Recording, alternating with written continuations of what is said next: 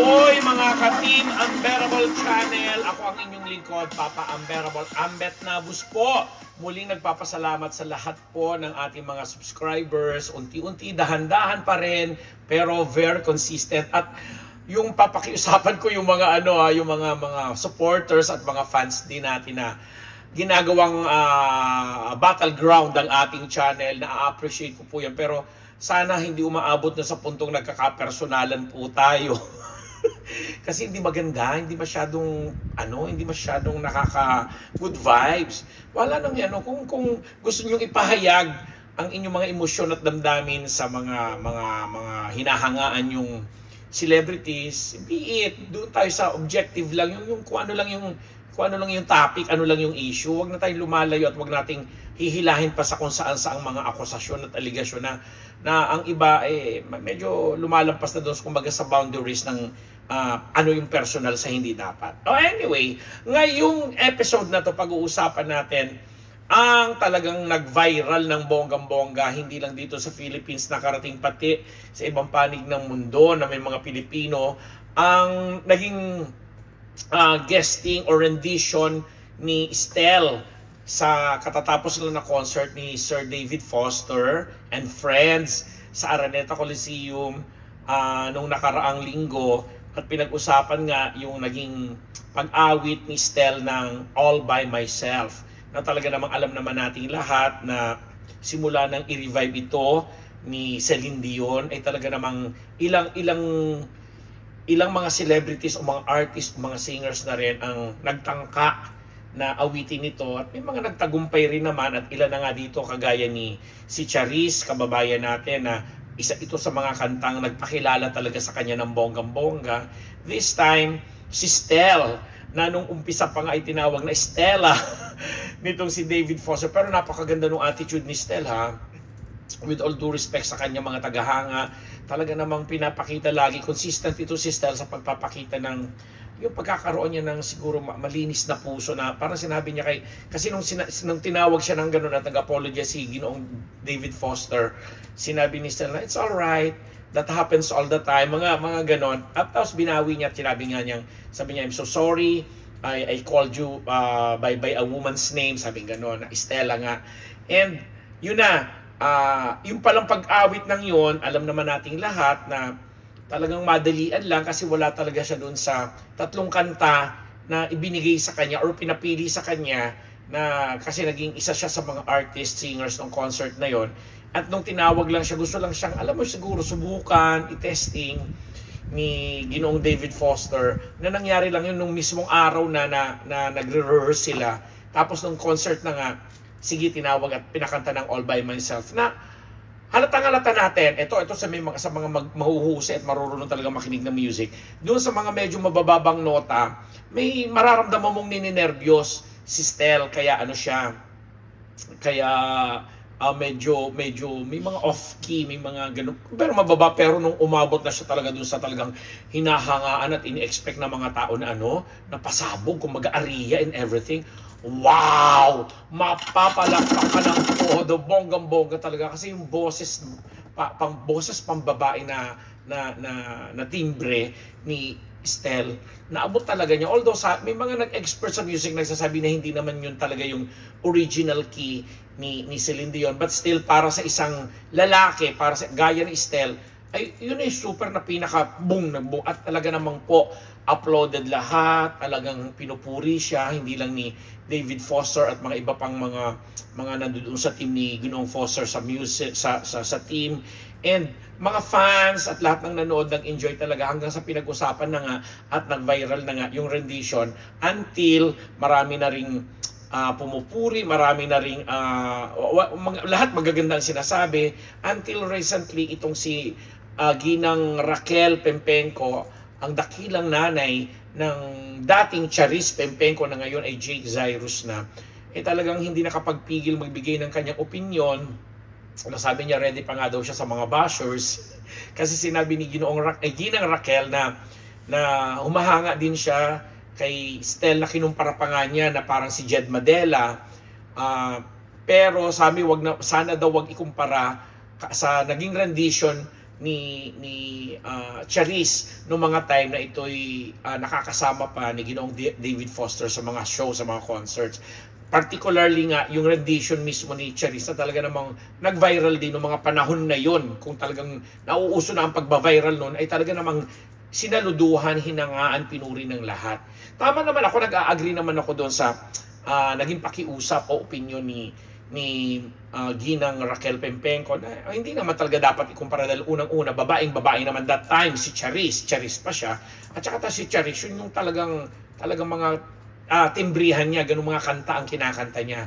But to be honest, and to be fair naman dito kay Stel, talagang sinikap naman ito ni Stel ng SB19 na talagang ipakita rin naman niya yung kanyang gilas kasi hindi na rin bago sa kanya yung song. And I'm sure naging influence din niya itong version ni Charis. Kaya lang, marami lang nagpaalala o nag-remind kay Ginang Pempenco kasi meron pa siya dong sinabi na gulatin mo silang lahat.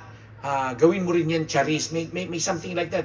Parang ganun yung sinasabi niya na parang iniinganyo niya or hinahamon niya ang kanyang anak na si Jake ngayon na magpaka-Charis at gawin din yung ginawa ni Stel. Nasabi ng mga netizen, tapos na po, yung period na yun, yung era na yun na namayagpag din at talagang yung All By Myself na kanta na yun ay naging tatak din at signature song din ni Charis. Lumipas na po yun, nakaraan na at kumbaga, nagain niya ang fame, fortune, at kung ano pa mga dapat magain during that time, noong pinag-uusapan at hinahangaan sa kantang yan, si Charis. This time, sana irespeto nyo naman itong panahon na si Stel naman ang nagbibigay buhay o nagbibigay kulay sa awitin na ito, dahil nga, ang may likha nito, ang composer nito na si Ginoong David Foster, talagang parang na-inspire or hinamon ang kakayahan ng isang Stel.